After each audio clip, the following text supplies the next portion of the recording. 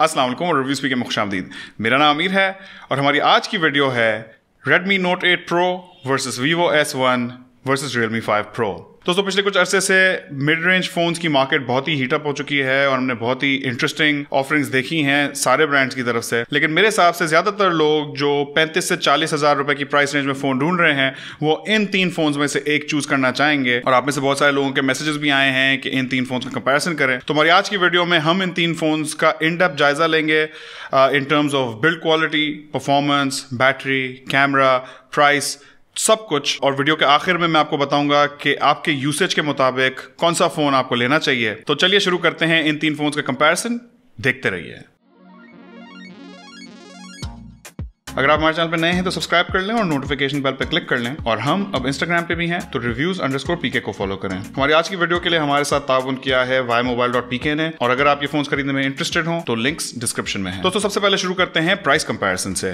Vivo S1 के market में इस वक्त दो वेरिएंट्स अवेलेबल हैं जिनमें से 4GB RAM 128GB built in storage 36,000 रुपए का है, जबकि 8GB RAM 128GB built in storage 50,000 रुपए की रिटेल प्राइस में अवेलेबल है। आगे बढ़े तो Realme 5 Pro के भी दो वेरिएंट्स मार्केट में अवेलेबल हैं जिसमें 40,000 रुपए में आपको 4GB RAM 128GB built in storage मिलती है, जबकि 44,000 रुपए में 8GB RAM 128GB built in storage मिलती है। और अगर Redmi Note 8 Pro की बात करें तो इसके भी दो वेरिएंट्स मार्केट में मौजूद हैं। 6GB RAM 64GB built in storage इस वक्त 40,000 रुपए की रिटेल प्राइस में अवेलेबल है, जबकि 6GB RAM 128GB built in storage 43,000 रुपए की प्राइस रेंज में अवेलेबल है। और याद रहे कि बेस्ट प्राइसेस के लिए shopsy.pk पे जाके आप प्राइस कंपैरिजन कर सकते हैं। लेकिन अगर इन तीनों में से एक डिवाइस चूज करना हो प्राइस के लिहाज से तो मेरे हिसाब से Vivo S1 के 4GB रैम वेरिएंट की प्राइस बहुत ही अट्रैक्टिव है और 36,000 रुपए में प्राइस के लिहाज से मैं उसको एक विनर करार देता हूं। अब आगे बढ़ते हैं डिजाइन और बिल्ड की तरफ। तो यहाँ Vivo S1 और Realme 5 Pro दोनों की बिल्ड पॉलीकार्बोनेट प्लास्टिक की है, जबकि Redmi Note 8 Pro glass back के साथ आता है। Vivo S1 दो कलर्स में आता है, डायमंड ब्लैक और स्काईलाइन ब्लू। बड़ी बैटरी की वजह से फोन में थोड़ा वजन भी है और फोन की हैंड फील भी अच्छी है। आगे वाली तरफ गोरिल्ला ग्लास के बजाय स्कॉट सेंसेशन 3D प्रोटेक्शन दी गई है। इसके साथ साथ Realme 5 Pro भी दो कलर्स में आता है, स्पार्कलिंग ब्लू और क्रिस्टल ग्रीन। और अगर आप Realme 5 Pro की बैक पे नजर दौड़ाएं तो इसके बैक पे ये फ्लैशी सा डायमंड पैटर्न है जो कि लाइट में काफी चमकता दमकता है, जबकि आगे गोरिल्ला ग्लास 3 प्लस लगाया गया है। दूसरी तरफ Redmi Note 8 Pro तीन कलर्स में आता है, मिनरल ग्रे, पर्ल व्हाइट और फॉरेस्ट ग्रीन। और अगर इसके मटेरियल्स की बात करें तो इसमें बैक और फ्रंट दोनों पे ही गोरिल्ला ग्लास 5 की प्रोटेक्शन दी गई है।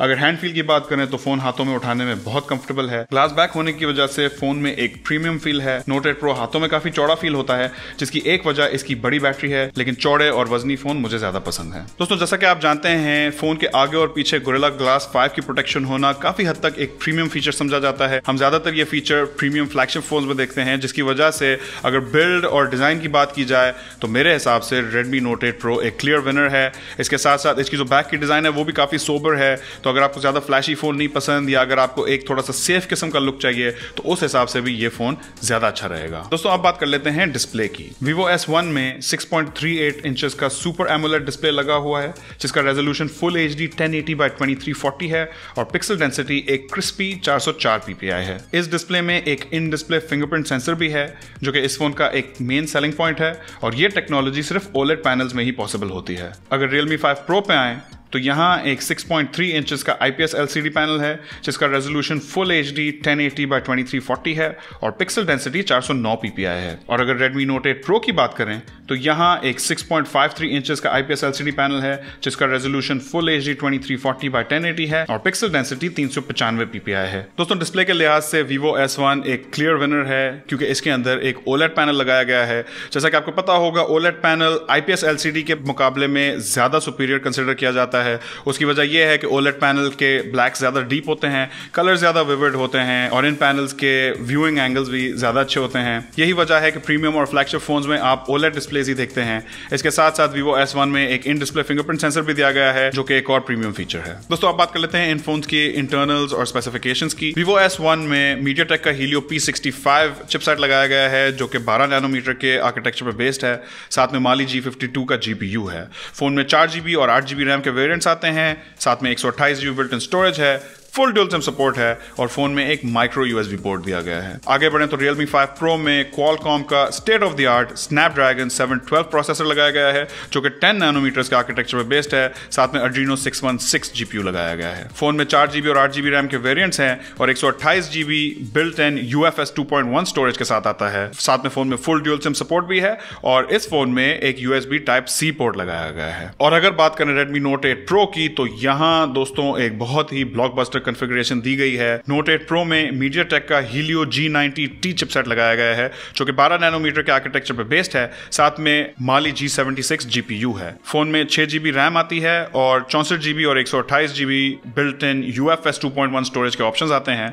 साथ में इस फोन में हाइब्रिड सिम स्लॉट दिया गया है, यानी कि आप इस फोन में या तो 2 सिम्स या फिर एक सिम और एक माइक्रो SD कार्ड लगा सकते हैं। इसके साथ साथ इस फोन में भी USB Type-C पोर्ट दिया गया है। एक मजे की बात यह है कि Note 8 Pro लिक्विड कूलिंग इस्तेमाल करता है जिसकी वजह से इसके इंटरनल्स की कूलिंग ज्यादा एफिशिएंट होती है। दोस्तों आप बात करते हैं कुछ बेंचमार्क रिजल्ट्स की। ये बेंच 4 रिजल्ट्स पे नजर दौड़ाएं तो यहाँ Redmi Note 8 Pro ने अपने Helio G90T चिपसेट की बदौलत कंपटीशन को बिल्कुल डिस्ट्रॉय कर दिया है, यानी कि कोई कंपटीशन है ही नहीं। साथ ही साथ अगर Antutu रिजल्ट्स पे देखें तो यहाँ भी यही कहानी है।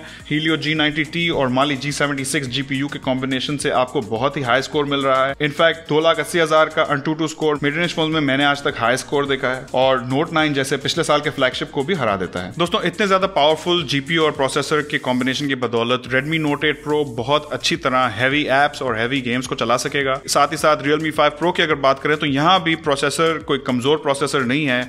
ये Snapdragon 712 भी बहुत आराम से मीडियम टू हैवी एप्स भी चला लेगा और गेम्स भी चलाएगा। अगर गेमिंग की बात करें तो Realme 5 Pro में PUBG हाई सेटिंग्स पे भी चल जाएगी। और अगर Vivo S1 की बात करें तो जहां Helio P65 बाकी दोनों फोन्स जितना पावरफुल तो नहीं है, लेकिन फिर भी डेली यूसेज की एप्स आराम से उठाएगा। डे टू डे यूसेज में आपको कोई भी इशू नहीं आएगा। और अगर गेमिंग की बात करें तो PUBG मीडियम सेटिंग्स पे चलेगी, लेकिन अगर आप थोड़ी सी सेटिंग्स बढ़ा भी दें तो भी ये फोन हैंडल कर लेगा। अगर डे टू डे बेसिस पे देखा जाए तो तीनों फोन्स बहुत ही अच्छा परफॉर्म करेंगे, लेकिन अगर एक विनर चूज करना हो हार्डकोर परफॉर्मेंस और गेमिंग परफॉर्मेंस पे तो यहाँ Redmi Note 8 Pro एक क्लियर विनर है। इसके बेंचमार्क रिजल्ट्स बहुत अच्छे आए हैं। इसका चिपसेट और GPU कॉम्बिनेशन बहुत ही पावरफुल है।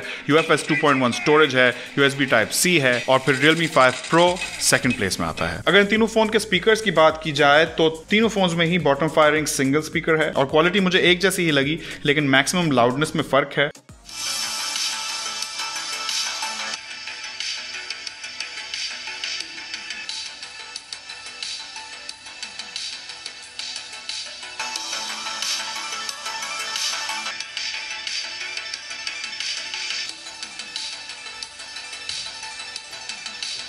और इसमें सबसे आगे यानी कि सबसे ज़्यादा लाउड Realme 5 Pro था, उसके बाद Vivo S1 और सबसे कम लाउडनेस मुझे Redmi Note 8 Pro में दिखी। दोस्तों आप बात कर लेते हैं बैटरी स्पेसिफिकेशंस की तो Vivo S1 में 4500 मिली एम्प पावर की बड़ी बैटरी लगाई गई है जिसके साथ 18 वॉट पे चलने वाली ड्यूल इंजन फास्ट चार्जिंग मौजूद है।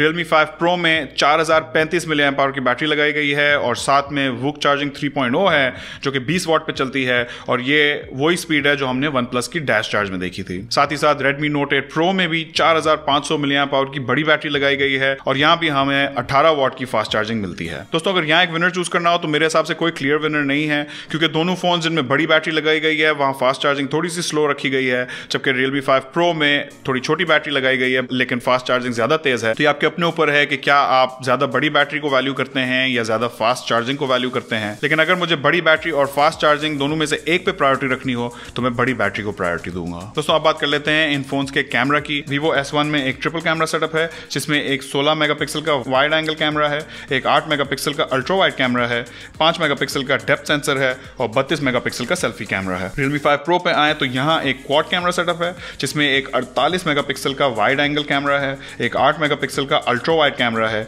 एक 2 मेगापिक्सल का मैक्रो कैमरा है और 2 मेगापिक्सल का डेप्थ सेंसर है, जबकि आगे वाली तरफ एक 16 मेगापिक्सल का सेल्फी शूटर है। और अगर Redmi Note 8 Pro की बात करें तो यहाँ भी एक क्वाड कैमरा सेटअप है जिसमें एक 64 मेगापिक्सल का वाइड एंगल कैमरा है, एक 8 मेगापिक्सल का अल्ट्रा वाइड कैमरा है, 2 मेगापिक्सल का मैक्रो कैमरा है, 2 मेगापिक्सल का डेप्थ सेंसर है और आगे वाली तरफ 20 मेगापिक्सल का सेल्फी शूटर है। शुरू में ही Vivo S1 की एक डाउनसाइड सामने आती है कि इसमें कोई क्वाड कैमरा सेटअप नहीं है, और अगर ये आपके लिए एक प्रायोरिटी है तो फिर आपको Realme 5 Pro और Redmi Note 8 Pro में से एक चूज करना चाहिए। अगर कैमरा सैंपल्स में नजर दौड़ाएं तो बेस्ट ओवरऑल इमेज क्वालिटी मुझे Redmi Note 8 Pro की लगी, बेहतर कलर रिप्रोडक्शन, बेहतर शार्पनेस और इसके 64 मेगापिक्सल के सेंसर की वजह से। वीडियो की बात करें तो यहाँ Realme 5 Pro मेरे हिसाब से थोड़ा बेहतर है, बेहतर स्टेबलाइजेशन और ऑडियो की वजह से। मैक्रो कैमरा की क्वालिटी में भी Realme 5 Pro आगे था। और अगर सेल्फीज की बात करें तो यहाँ Vivo S1 अपने 32 मेगापिक्सल के सेल्फी शूटर की वजह से आगे था, और मुझे Realme 5 Pro की भी सेल्फीज डिसेंट लगी। दोस्तों मेरे एक्सपीरियंस में मिड रेंज मार्केट सेगमेंट में ज्यादातर फोन्स के कैमरास में बहुत ज्यादा फर्क नहीं होता,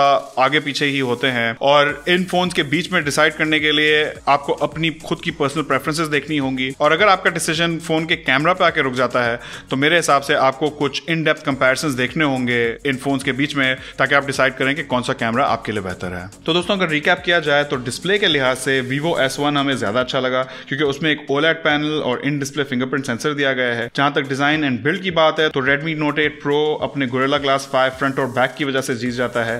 परफॉर्मेंस में भी Redmi Note 8 Pro अपने बीस्ट इंटरनल्स और लिक्विड कूलिंग की वजह से जीत गया, जबकि बैटरी में तीनों फोन्स के बीच में एक टाई की सी सूरत हाल थी। और अगर कैमरा की बात की जाए तो यहाँ भी तीनों फोन्स की अपनी अपनी स्ट्रेंथ्स हैं, जहां Redmi Note 8 Pro की इमेजेस मुझे ज्यादा अच्छी लगी, Realme 5 Pro वीडियो में थोड़ा बेहतर था, और Vivo S1 की सेल्फी सबसे बेस्ट थी। दोस्तों अब बात कर लेते हैं कुछ यूसेज सिनेरियोस की, और किस यूसेज के हिसाब से कौन सा फोन मेरे मुताबिक आपको लेना चाहिए। अगर आपको एक best bang for buck phone चाहिए, यानी कि पैसा वसूल फोन चाहिए, तो मेरे हिसाब से आप Vivo S1 का 4GB रैम वाला वेरिएंट ले लें। अगर आपको बीस्ट इंटरनल चाहिए तो Redmi Note 8 Pro best option रहेगा। अगर आपने फोन पे बहुत ज्यादा गेमिंग करते हैं तो यहाँ भी Redmi Note 8 Pro आपके लिए बेस्ट रहेगा। अगर आपको एक प्रोडक्टिविटी फोन चाहिए, यानी कि बहुत सारी एप्स चलाते हैं, ऑफिस का काम करते हैं, ईमेल ज्यादा करते हैं, उस टाइप की चीजें, तो आपके लिए Vivo S1 या Realme 5 Pro अच्छा रहेगा, क्योंकि उसमें फुल ड्यूल सिम सपोर्ट है, तो आप 2 सिम्स और 256GB तक का माइक्रो SD कार्ड सब एक साथ लगा सकते हैं। अगर आप अपने फोन को वीडियो कंटेंट कंजम्पशन के लिए ज्यादा इस्तेमाल करते हैं तो यहाँ Vivo S1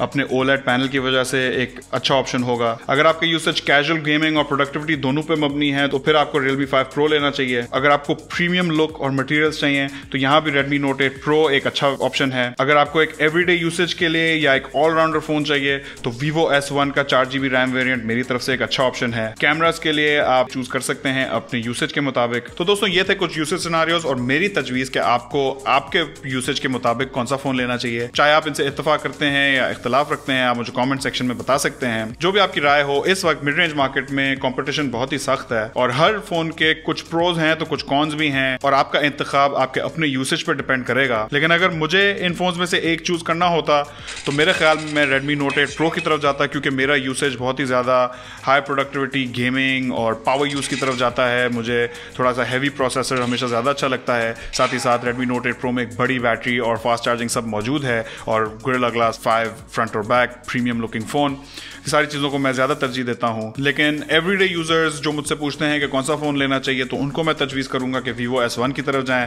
क्योंकि इस फ़ोन में आपको सारी चीज़ें मिल जाती हैं बशमूल OLED पैनल के, जो कि इस प्राइस रेंज में सिर्फ इस वक्त Vivo S1 में दस्तयाब है। तो दोस्तों इस वीडियो में इतना ही। उम्मीद है आपको वीडियो पसंद आई होगी। हमेशा की तरह लाइक, शेयर और सब्सक्राइब करना ना भूलिएगा। इंशाल्लाह आपसे मुलाकात होगी अगली वीडियो में।